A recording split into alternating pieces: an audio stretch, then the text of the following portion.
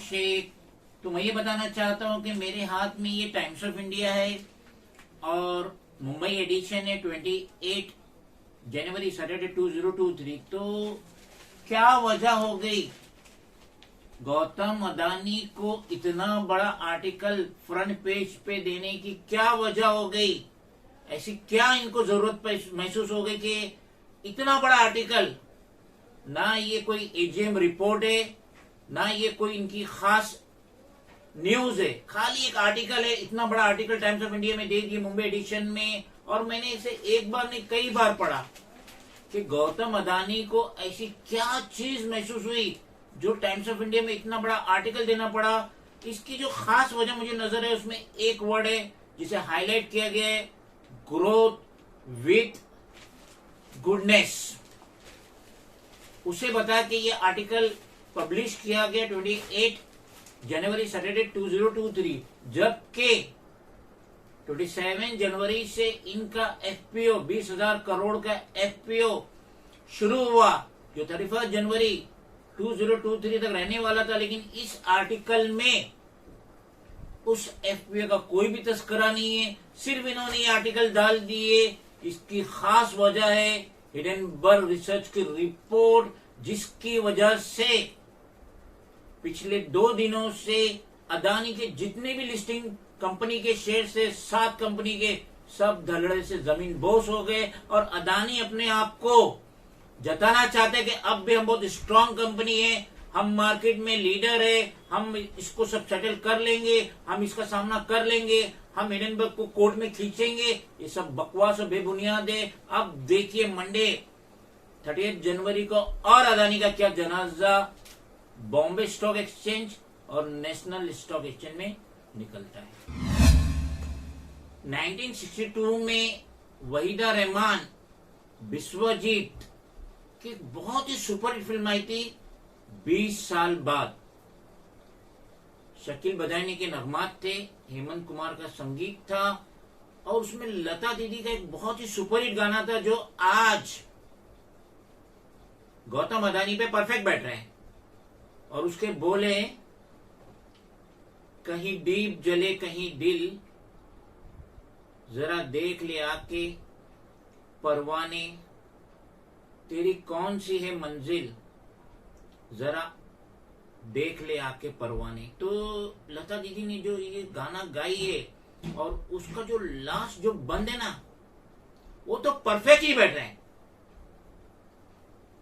दुश्मन है हजारों यहाँ जान के, जरा मिलना नजर पहचान के, कई रूप में है कातिल, जरा देख ले आके परवाने, तेरी कौन सी है मंजिल, कहीं दीप जले कहीं दिल।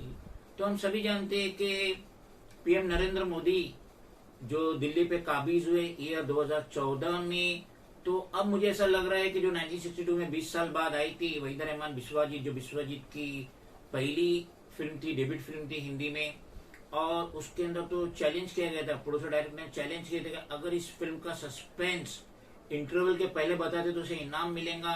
तो मेरे ख्याल से अब गौतम अदानी की फिल्म आएंगी 8 साल बाद, क्योंकि 2014 में इनके हरदिल अजीज Narendra Modi PM of India बने थे, और उनकी ही आशीर्वाद से ये गौतम अदानी जो कुछ भी नहीं था, जिसकी कंपनी के अदानी इंटरप्राइजेस के शेयर 40 और 60 पे झूल रहे थे, वो ना जाने कितनी मंजिलें पार कर गया। कौन सी ऐसी जमीन है जो गौतम अदानी को हमारे पीएम नरेंद्र मोदी ने कौड़ियों के दाम पे लीज कर दी। मैं कल अगेन गया था अम्बीवली, ये देख लीजिए उसकी क्लिपिंग है, और ये मैंने ट्रेन से ही लिया। और ये जो वेयर हाउसिंग है, जो 750 एकड़ का जो लैंड है एनआरसी का, करीब 750 एकड़ का लैंड है, वो बख्शिश में गोया मिल गई है गौतम अदानी की, और ये वेयर हाउसिंग का काम कर रहे थे। तो अब जो ये जलजला आया है, हिडेनबर्ग की रिसर्च रिपोर्ट पे जो जलजला आया है, जो पिछले 2 दिनों से वेडनेसडे और Friday Bombay stock exchange, national stock exchange में जो जनाजा निकला है गौतम अदानी के सारी लिस्टिंग कंपनीज का, तो मंडे क्या होगा? गौतम अदानी जो दुनिया के नंबर 1 रिचेस्ट हुए, फिर 3rd नंबर के रिचेस्ट हुए और अभी 7 नंबर पे स्लिप हो गए।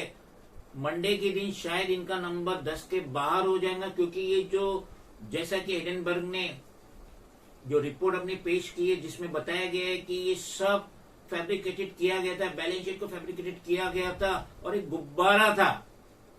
अदानी इंटरप्राइजेस, गौतम अदानी की जितनी भी लिस्टिंग कंपनी खाली गुब्बारा था और हर एक कंपनी के market capital Bombay stock exchange में 1 लाख करोड़ के ऊपर है, 2 लाख करोड़ के ऊपर है, 4 लाख करोड़ के ऊपर है। सारी बख्शिशें पीएम नरेंद्र मोदी की जो निछावर हो रही थी वो गौतम अदानी पे ही हो रही थी। और अब जो ये भांडा फूटा है, और हिडेनबर्ग ने इससे पहले भी वहां पे जो इलेक्ट्रिकल व्हीकल्स की कंपनी थी यूएस में, उसका भी नकाबफाश किए थे, जिसकी वजह से वो आसमान से जमीन पे वो लिस्टिंग कंपनी का शेयर गिर चुका था। तो अब मुझे तो पूरा यकीन हो रहा है कि गौतम अदानी ने जितने भी मैनिपुलेशन किए अपने स्टॉक्स में, बैलेंस शीट में, और जो लोन लिए पीएम नरेंद्र मोदी की मदद से, जो एलआईसी ने भी इसमें 70,000 करोड़ का फंडिंग डाली है, स्टेट बैंक ऑफ इंडिया ने भी दिल खोल के जो लोन दिए, तो अब जब इनकी ये 7 कंपनी के शेयर धड़ल्ले से गिर रहे और यकीनन मंडे ट्यूसडे भी गिरने ही वाले, ये खाली सपोर्ट के लिए कि हम स्ट्रांग है। ये टाइम्स ऑफ इंडिया में आर्टिकल गौतम अदानी ने डाले, इतना बड़ा आर्टिकल, जबकि इसकी कोई जरूरत नहीं थी। और इसमें खास तौर से जो 20,000 करोड़ का मार्केट कैपिटल से सबसे बड़ा एफपीओ आया, उसका तो तस्करा ही नहीं है। वो एफपीओ का तस्करा ही नहीं है जो 3200 में ₹1 फेस वैल्यू का एफपीओ के तहत अदानी एंटरप्राइजेस का शेयर दे रही थी पब्लिक को। वो तो अभी मुश्किल से 2% भी सब्सक्राइब नहीं हुआ, जबकि गौतम अदानी अगर ये बवाल अगर अभी नहीं ओपन होता तो ये तो 5-10 टाइम्स ओवर सब्सक्राइब हो जाता। 20,000 करोड़ की जगह 1 लाख करोड़ रुपया मिल जाता गौतम अदानी को अदानी इंटरप्राइज के एफपीओ में। लेकिन ये भांडा फूटने से अब इन्वेस्टर चौकन्ना हो गए। अब उनको लगने लगा है कि हम जो ब्लाइंडली गौतम अदानी के नाम पे 60 इयर्स उसके नाम पे जो उसकी कंपनी में इन्वेस्टमेंट कर रहे थे, अब वो खतरनाक है। अब लोग पलड़ा झाड़ेंगे, इन्वेस्टर पलड़ा झाड़ेंगे गौतम अदानी से, उसकी 7 लिस्टिंग कंपनी से।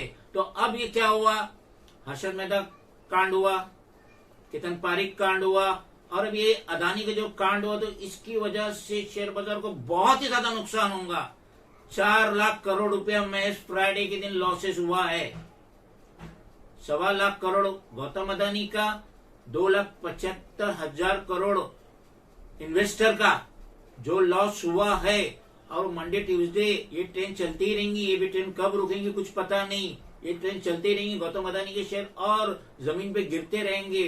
तो इतना बड़ा लॉसेस हुआ है कि जो अभी न्यू कॉमर मार्केट में आने की इच्छा रखते थे या उन्होंने डीमेट अकाउंट खोला था, जो कि डीमेट अकाउंट बहुत बड़े पैमाने पे बढ़ा है, डीमेट अकाउंट बहुत बड़े पैमाने पे खुला है, लोग इंटरेस्ट ले रहे थे, इन्वेस्ट कर रहे थे, एसआईपी के तहत कर रहे थे, म्यूचुअल फंड के तहत कर रहे थे। तो अब वो लोग मार्केट से अपना पैसा निकालेंगे, क्योंकि ये गौतम अदानी की वजह से पूरा भौचाल हो गया है। हिडेनबर्ग रिसर्च ने जो अपनी रिपोर्ट दी, जो ओपन चैलेंज करी, जो यूएस की रिसर्च कंपनी है, ओपन चैलेंज करेगी, खींचे आप हमें कोर्ट में, और आपको आने तो यूएस के कोर्ट में आइए, क्योंकि वो यूएस बेस्ड कंपनी है, रिसर्च कंपनी है, और उन्होंने जब भी जो भी बोले ठोस बोले।